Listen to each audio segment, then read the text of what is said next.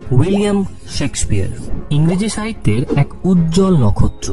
সত্যি কথা বলতে কি, ইংরেজি সাহিত্য অসম্পূর্ণ থেকে যায় শেক্সপিয়ারের লেখা ছাড়া। এলিজাবেথিয়ান পিরিয়ডের এই বিখ্যাত নাট্যকার তার জীবনীকালে মোটামুটি 38টি নাটক লিখে গেছেন 150-রও বেশি কবিতাও। যদিও বা বিভিন্ন ক্রিটিক এই সংখ্যা নিয়ে বিভিন্ন রকম মতবাদ দেন, তারপরেও এটি নির্দ্বিধায় বলা যেতে পারে শেক্সপিয়ার যা কিছু লিখে গেছেন তার এই সাহিত্য চর্চা যুগ যুগ ধরে একই জায়গাতে অবস্থান করছে। শুধুমাত্র ইংরেজি সাহিত্যই নয়, ওয়ার্ল্ড লিটারেচারেও শেক্সপিয়ারের অবদান অনস্বীকার্য। শেক্সপিয়ারের নাটককে মেজর 3টি ক্যাটাগরিতে ভাগ করা হয়ে থাকে। এর মধ্যে ট্র্যাজেডি, কমেডি এবং হিস্টোরিক্যাল প্লেস। শেক্সপিয়ারের ট্র্যাজেডি তথাকথিত ট্র্যাডিশনাল ট্র্যাজেডি থেকে একটু আলাদা, কেননা আমরা অ্যারিস্টটলের থিওরি অফ ট্র্যাজেডি পড়লে সেখানে ট্র্যাজেডির কনসেপ্ট যেমন পাই, শেক্সপিয়ার সেই কনসেপ্ট অনেক জায়গাতে ভায়োলেট করেছেন। তার ট্র্যাজেডি জেনারেলি সাফারিং, ফ্রাস্ট্রেশন এগুলো দ্বারাই মার্ক হয়। সাইকোলজিক্যাল ট্রমা শেক্সপিয়ারের ট্র্যাজেডির একটি প্রমিনেন্ট আসপেক্ট হিসেবে ধরা হয়ে থাকে। শুধু তাই নয়, শেক্সপিয়ারের ট্র্যাজেডি হলো অ্যারিস্টোক্র্যাট পিপলের ট্র্যাজেডি। অনেক ক্রিটিক এও বলেন শেক্সপিয়ারের ট্র্যাজেডিতে পোয়েটিক জাস্টিস ব্যাপারটা ঠিক সেইভাবে অ্যাপ্লিকেবল হয় না। আজকে আমরা শেক্সপিয়ারের বিখ্যাত ট্র্যাজেডি ম্যাকবেথ নিয়েই আলোচনা করব। মূল নাটকে যাওয়ার আগে আমরা দেখে নেব ম্যাকবেথের মূল চরিত্রগুলি। ম্যাকবেথ হলো স্কটিশ জেনারেল, যে কিনা স্কটল্যান্ডের রাজা কিং ডানকানকে হত্যা করেছিল ক্ষমতার জন্য। লেডি ম্যাকবেথ ম্যাকবেথের ওয়াইফ। নাটক পড়ে আমরা জানতে পারি যে লেডি ম্যাকবেথকে রাজা ডানকানকে হত্যা করার জন্য সাহস জুগিয়েছিল ব্যাংকো হলো ম্যাকবেথের বন্ধু এবং সহযোদ্ধা। কিং ডানকান স্কটল্যান্ডের রাজা। ম্যাকডাফ হলো একজন নোবেলম্যান এবং থেন। ম্যালকম হলো রাজার বড় পুত্র। 3 উইচেস বা 3টি ডাইনি। এই 3টি ডাইনি যারা কিনা ম্যাকবেথ এবং ব্যাংকোয়ের ভবিষ্যৎবাণী করেছিল।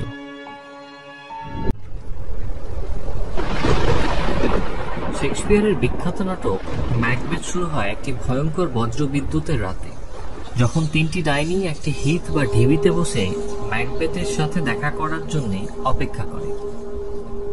অন্যদিকে স্কটল্যান্ডের রাজা ডানকান এবং তার পুত্র ম্যালকমের কথোপকথন থেকে আমরা জানতে পারি যে স্কটল্যান্ডের সাথে নরওয়ের যুদ্ধে স্কটল্যান্ড নরওয়েকে পরাজিত করেছে এবং এই জয়ের খেতাব ম্যাকবেথ এবং ব্যাংকোকে তারা খুবই উৎসাহিত হয়ে দিচ্ছে।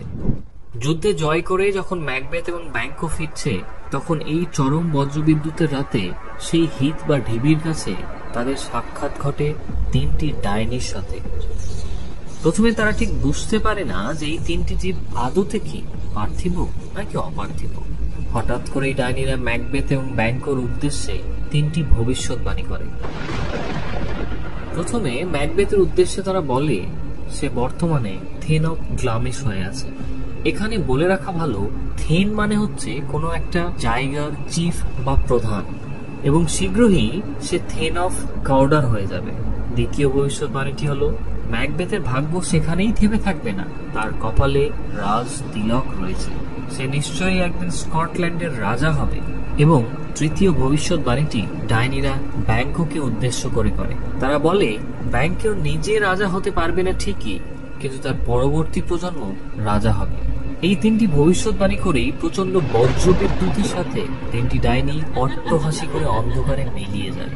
ব্যাংকের মনে কোনো উৎসাহ বা চিন্তা না দেখা গেলেও ম্যাকবেথ ডাইনিদের কথা কিছুতেই ভুলতে পারছে না, এবং কিছুক্ষণের মধ্যেই তাদেরকে অবাক করে দিয়ে তাদের কাছে সংবাদ আসে যে থেন অফ কাউডার স্কটল্যান্ডের সাথে বিশ্বাসঘাতকতা করেছে, এবং সেই কারণেই রাজা ডানকান তাকে মৃত্যুদণ্ড দিয়েছে এবং থেন অফ কাউডারের উপাধি রাজা খুশি হয়ে ম্যাকবেথকে প্রদান করেছে। এই সংবাদ শোনা মাত্রই ম্যাকবেথের কানে সেই ডাইনিদের ভবিষ্যৎবাণী গুঁজে ওঠে। সে শুধু অবাকই হলো না, বরং মনে মনে বিশ্বাস করতে শুরু করলো যে ডাইনিরা যা কিছু বলেছে তার সম্বন্ধে, তার ভবিষ্যৎ নিয়ে, সেগুলি নির্ঘাত সত্যি এবং সব মিলে যাবে। আশ্চর্যজনকভাবে সে যখন থেন অফ কাউডার হয়ে গেল, তখন সে সত্যি সত্যি এবার বিশ্বাস করতে শুরু করেছে যে নিশ্চয়ই স্কটল্যান্ডের রাজা হয়ে উঠবে ম্যাকবেথ একদিন। ম্যাকবেথ যখন রাজা ডানকানের সম্মুখীন হয় তখন রাজা খুব খুশি হয়ে ম্যাকবেথের আতিথেয়তা স্বীকার করে এবং সেই রাতেই ম্যাকবেথের কাসল ইনভারনেসে থাকবে বলে স্থির করে। এদিকে ম্যাকবেথ যুদ্ধ থেকে ফেরার পথে ডাইনিদের সম্মুখীন হওয়া থেকে শুরু করে আকস্মিকভাবে থেন অফ কাউডার হওয়া পর্যন্ত সবকিছুই সে তার স্ত্রী লেডি ম্যাকবেথকে জানায়। লেডি ম্যাকবেথ উচ্চাকাঙ্ক্ষী এবং চালাক একজন মহিলা। সে মনে মনে স্থির করে যে রাজা হওয়ার জন্য ম্যাকবেথকে যা যা করার প্রয়োজন সবকিছুতেই সে ম্যাকবেথের সঙ্গ দেবে।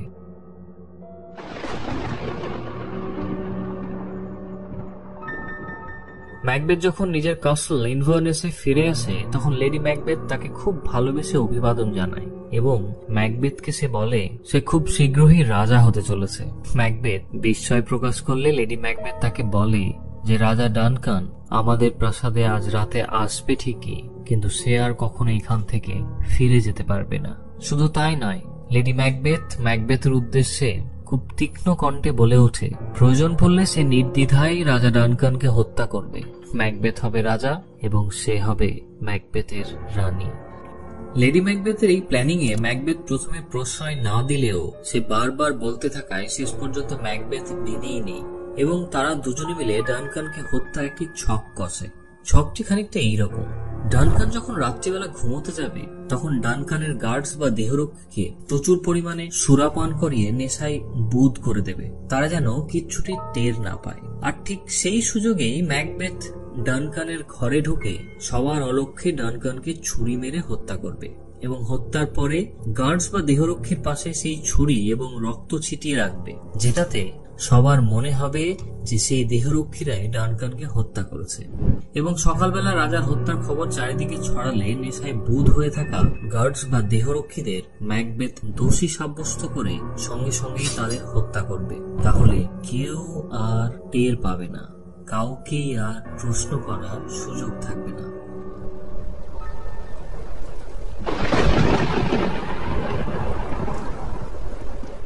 ঠিক যেমন ভাবা তেমনই কাজ। এই প্রচন্ড ঝড় বৃষ্টির রাতে লেডি ম্যাকবেথ রাজা ডানকান এবং বাকিদের চরম আপ্যায়ন করে।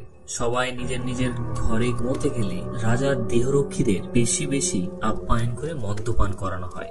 দেহরক্ষীরাও এই শীতের রাতে নিজেকে উন্মুক্ত করে দিয়ে বেশি বেশি মদ্যপান করতে থাকে এবং একটা সময় তারা তাদের কর্তব্য ভুলে গিয়ে নেশায় বুঁদ হয়ে ঘুমিয়ে পড়ে।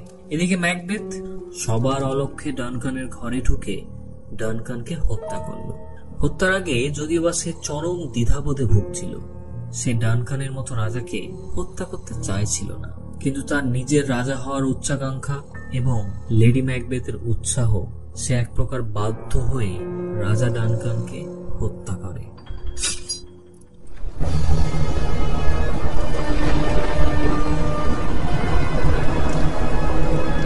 হত্যার পরে ম্যাকবেথ আরো উদ্বিগ্ন হয়ে যায় এবং আড়ষ্ট হয়ে উঠল। নানা রকম অদ্ভুত আওয়াজ এবং দৃশ্য যেন তার শান্তি হরণ করবে।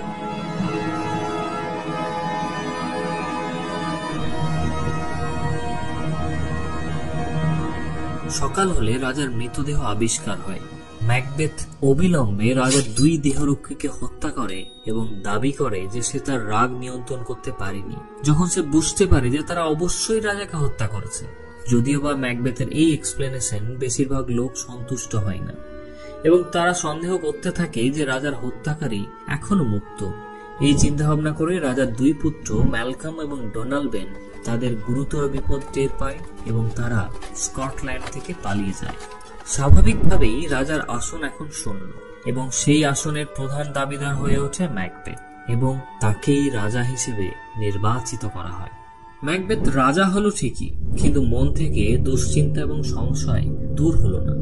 ডাইনিদের ভবিষ্যৎবাণীর দুটি ভবিষ্যৎবাণী হুবহু মিলে গেছে এবং 3 নম্বর বাণীটি ছিল যে ব্যাংকো রাজা হতে পারবে না ঠিকই, কিন্তু তার পরবর্তী প্রজন্ম রাজা হবে। সুতরাং ম্যাকবেথ রাজাসন পেলেও ভবিষ্যতে এটি তার থাকবে না, এই বিশ্বাস সে মনে মনে করতে শুরু করেছে। এই ভাবনা চিন্তা করেই ম্যাকবেথ আরো ক্রূঢ় হয়ে গেল।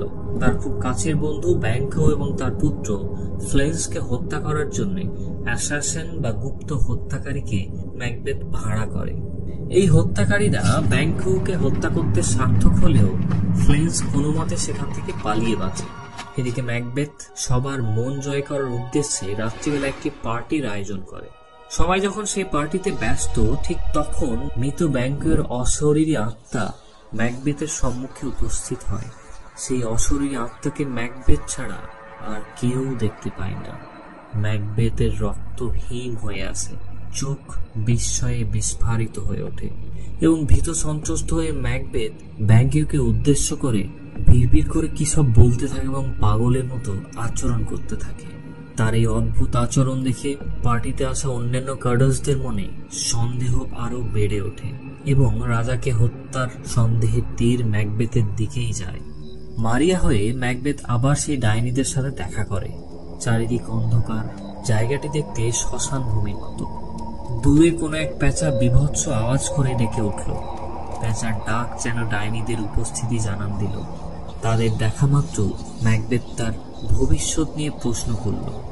তার উত্তরে ডাইনিরা অট্টহাসিতে ফেটে পড়ল এবং খসখসে গলায় তারা আবারও 3টি ভবিষ্যৎবাণী করল। প্রথম বাণীটি হল ম্যাকডাফ থেকে ম্যাকবেথের সাবধানে থাকা উচিত। দ্বিতীয় ভবিষ্যৎবাণী হল কোনো মাতৃগর্ভ থেকে নর্মালি জন্ম নেওয়া কোনো ব্যক্তি ম্যাকবেথকে হত্যা করতে পারবে না। তৃতীয় ভবিষ্যৎবাণী হল যে মুহূর্তে রাজার ক্যাসেলের বাইরের যে জঙ্গল, যেটির নাম হলো বীরনাম জঙ্গল, যখন রাজার ক্যাসেলের দিকে হাঁটতে শুরু করবে বা উঠতে শুরু করবে, ঠিক সেই সময় ম্যাকবেথের পতন ঘটবে।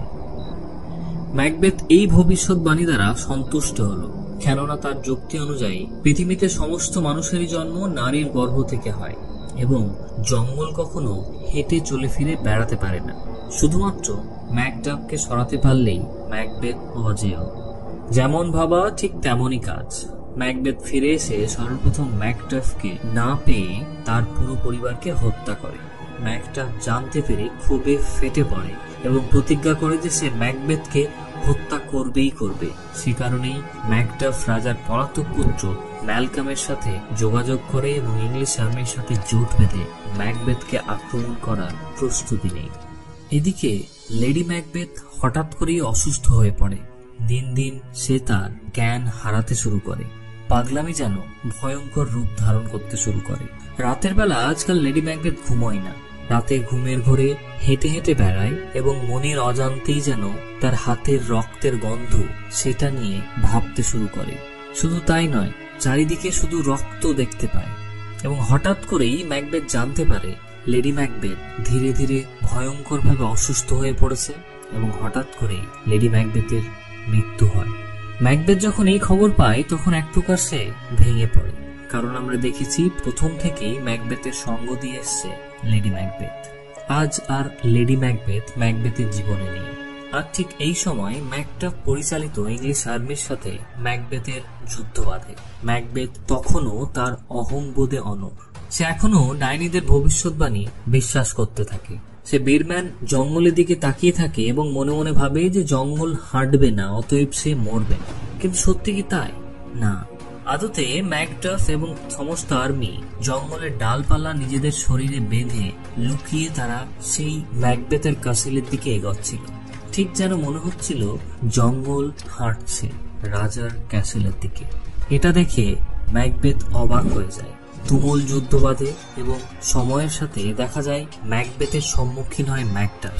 সেই ম্যাকডাফ যে ম্যাকডাফ সম্বন্ধে ডাইনিরা বলেছিল যে ম্যাকবেথকে ম্যাকডাফ থেকে সাবধানে থাকা উচিত, সেই ম্যাকডাফের সম্মুখীন হয়েছে রাজা ম্যাকবেথ। তাদের মধ্যে যুদ্ধ বাধে। এখনো ম্যাকবেথ বলে যে সে মরতে পারে না, কেননা সে এমন একজন ব্যক্তির হাতে মরবে যার জন্ম ন্যাচারালি হয়নি।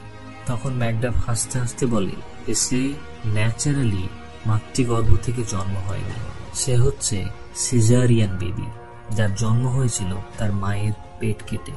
ম্যাকবেথ এটি শোনার পরেই যেন হতাশ হয়ে যায়, তবু সে হাল ছাড়ে না। ম্যাকবেথের সাথে ম্যাকডাফের যুদ্ধ বাড়তে থাকে। এক সময় ম্যাকডাফ ম্যাকবেথের শিরচ্ছেদ করে।